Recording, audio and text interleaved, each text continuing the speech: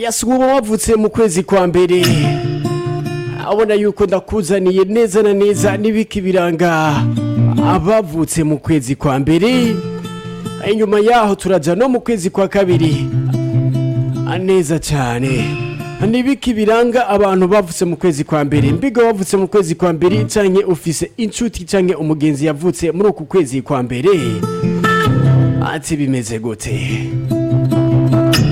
Yes, nimba wavutse mu kwezi kwa mbere, ikintu cya mbere kiranga bano bantu n'abantu bakubwire yuko baba bifisemo ubushobozi bwo kuba abarongozi, kuko mu gihe babaye abarongozi usanga ari abarongozi beza cyane, bazi gushira ibintu ku murongo, bazi no kurongora abo basanzwe bakoresha, bose bagakorana mu bwumvikane atakwidoga.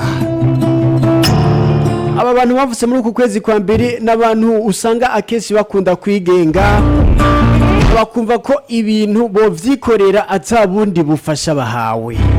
N'abantu biyumvamo ubushobozi, nayivuze ubwa mbere gushika naho bumva yuko ikintu bocikorera bonyene atabufasha baronse hanze.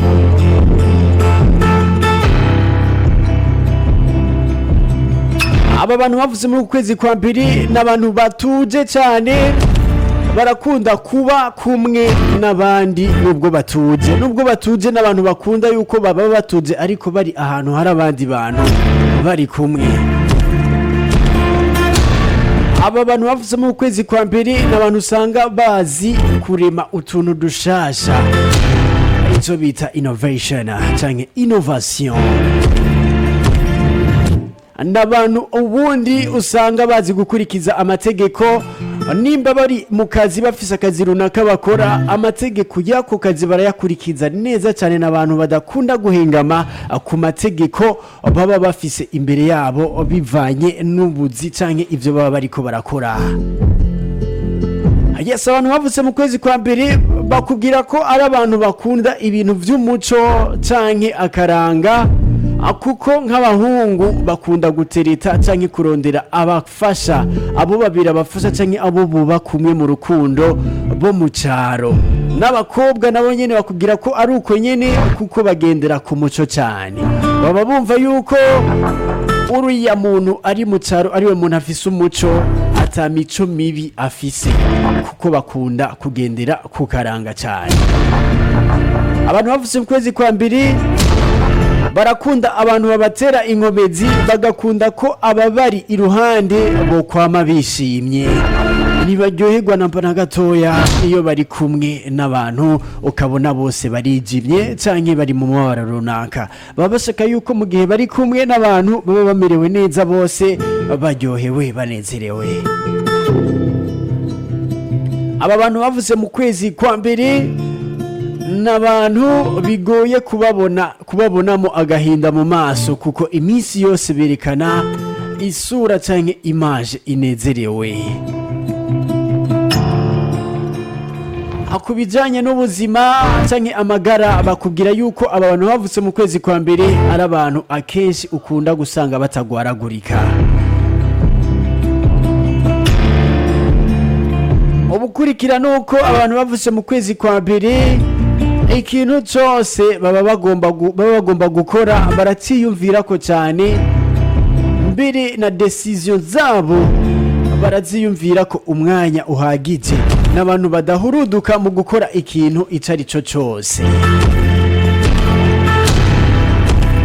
Yes, ati mbiga rero nibiki bintu canke nibihe bintu bibi usanga biranga aba bantu baba bavutse mu kwezi kwa mbere. Icambere mu bintu bibi baranga aba bantu usanga abantu batazi gutega amatwi uri karababwira ikintu, kuko bakubwira yuko mushobora kuba muri ko murayaga, wewe ukaba uri kuramubwira ibintu uzi ngo muri kumwe, ariko ugasanga si hari mu vyiyumviro, akaba atari ngaho na gatoya, canke mbere ukavuga utaravye ugasanga mbere yanagiye, wewe wariko wivugana wenyene. Ubona yuko biba bikenewe ko mu kumubwira ikintu ududurirako ukagirako, kuko uvuze vyinshi uca hirya no hino usanga wewe wenyene ari uri kurivugana. Yes, abantu bavutse mu kwezi kwa mbere ntibakunda ibintu vyo gukwegana, canke kugendana n'abantu benshi canke bijya bita amarigara. Bakunda umwanya wabo ari bonyene, ushobora kumutumira no mu rubanza canke mu bindi birori bigiye bitandukanye ntazemwo, kandi atani ikindi kintu yari afise yariko arakora muhira. Aba n'abantu bavutse mu kwezi kwa mbere.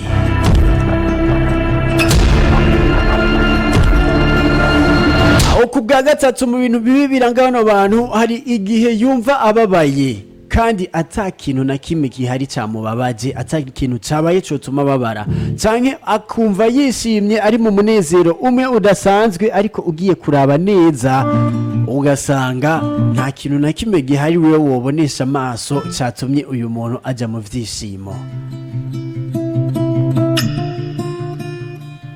Bakubwira yuko ibi bintu bigira ingaruka cyane kubo babana, kuko nta muntu apfa kumumenyera canke kumenya ati burya uno muntu ateye uku nuko.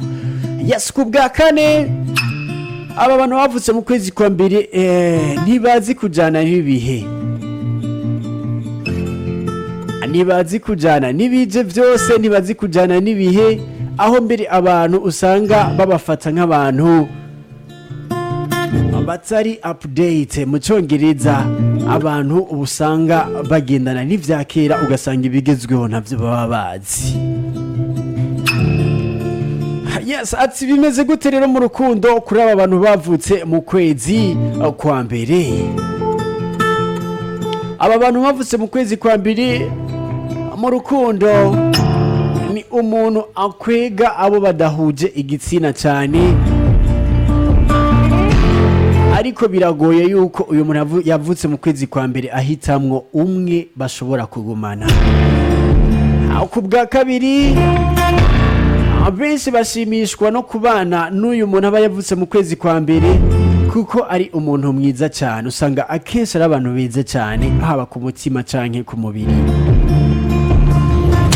Ubwa gatatu, umuntu yavutse mu kwezi kwa mbere iyo abonye wa wundi akunda biramugora kwifata, kuko ntashobora kumucika atamubwiye ko amukunda. Nubwo uwo bahuye rimwe gusa mwibarabara akumva yuko umutima w'ukunze uwo muntu aramuhagarika mpaka bimubariye. Ku bwa kane, uyu muntu yavutse mu kwezi kwa mbere usanga ashira imbere ivyishimo bihoraho kuri mugenzi we baba bari kumwe mu rukundo.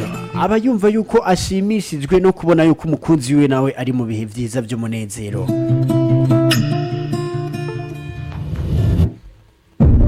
Ku bwa gatanu, ati bimeze gute kuri aba bantu bavutse mu kwezi kwa mbere?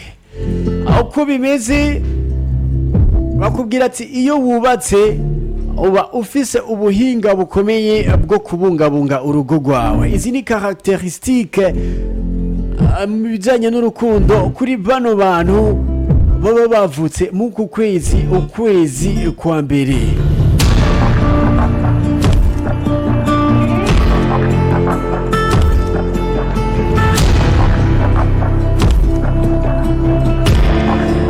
Yes, duciye ku rubuga www beneweb tv akaburungu.com canke www.benewebtv.com. baraduhiriza neza na neza ibintu indwi special usanga biranga bano bantu bavutse mu kwezi kwa mbere. Ubwa mbere bakubwira ati ils ont un grand cœur. Yes, bisona ko bafise umutima wagutse, bafise umutima wagutse ku buryo bw'uko usanga ari abantu akenshi baba bafise urukundo rwinshi ku bantu bagiye batandukanye, ku buryo bw'uko abataba bifuza yuko ahantu baba bari haba hariho umuntu n'umwe amerewe nabi. Ku bwa kabiri barakubwira ati ils apportent du soutien aux personnes dans le besoin.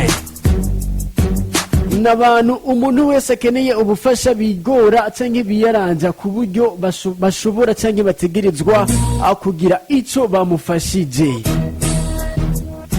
Aho bakubwira ati l'une des meilleures qualités qui caractérise les personnes nées en janvier est leur capacité à rester calme même lorsqu'elles sont confrontées à des épreuves difficiles. yes nubwo buba bariko baraca mu bintu vy'ibigeragezo ibintu bikomakomeye ibintu bihambaye bobo bamana calme muri bo ntibigira bagira ico bita panike y'ubuzima. Akubwira gatatu bakubwira ati ils ont un sens de l'humour naturel. Bakubwira ati si vous connaissez une personne née en janvier, vous savez certainement qu'on ne s'ennuie jamais en leur présence. Ils sont drôles et parviennent à remonter le moral de tout ce qui les entoure. Ils sont souriants et c'est contagieux. Yes, n'abantu bamana umunezero cyane ku buryo bw'uko iyo muri kumwe ntushobora gushavura cyangwa kubabara muri kumwe. Naho uba ufise ibikugoye muri wewe, bobo barafise ukuntu bimereye muri bo, baremwe mu bintu by'akamwemwe, ibintu byo gutera amastori cyangwa amaswari atwinza ku buryo bw'uko atarungu wogira muri kumwe.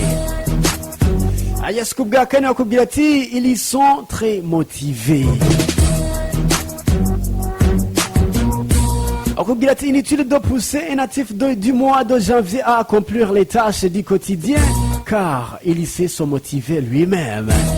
Asimaka ngurinde kumutera ijeke cyangwa ngurinde kumutera courage yo gukora ikintu kuko bo bama bari motive gukora ikintu bategerezwa gukora, bama bari motive.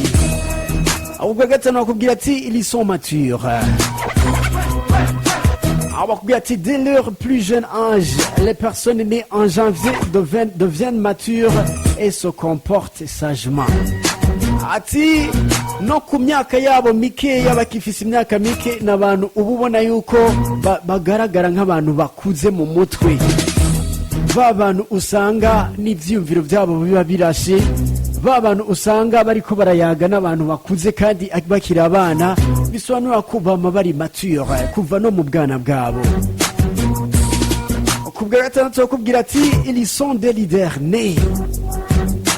Akubwira ati tout le monde n'a pas la qualité de leader, mais les personnes nées en janvier sont naturellement charismatiques. Abantu bose nta capacité cyane nta bushobozi bafise bwo kurongora cyangwa gutwara abantu, kurongora abantu, ariko aba bantu baba bavutse mu kwezi kwa mbere n'abantu bafise ubushobozi. Nabibabwiye imbere gatoya ndiko ndababwira amakarakterisitike yabo, bafise ubushobozi bwo kurongora. Usanga ari abarongozi beza mu gihe bafise abantu cyangwa akagwi k'abantu runaka barongora, usanga ari abarongozi beza cyane. Kubwindwe aribwo bwa nyuma ukubwira ati il s'adapte à toutes sortes de situations. Si de nombreuses personnes éprouvent des difficultés à affronter les situations complexes auxquelles elles sont confrontées, les natifs du mois de janvier s'adaptent facilement à toutes les circonstances qui pourraient survenir. Yes, n'abantu bafise ubushobozi bwo kuba mu bihe byose barimo, byaba ibihe bibi, n'abantu bafise ubushobozi ku buryo bw'uko udashobora no kumenya yuko ari mu bihe bibi. Bazi kujera ibihe barimwo, byaba ibihe by'umunezero ku buryo bw'uko ata kintu gipfa kuri bo, ku buryo bw'uko ata muntu batera inquiétude abari impande. Nuko bamize abantu bavutse mu kwezi kwa mbere.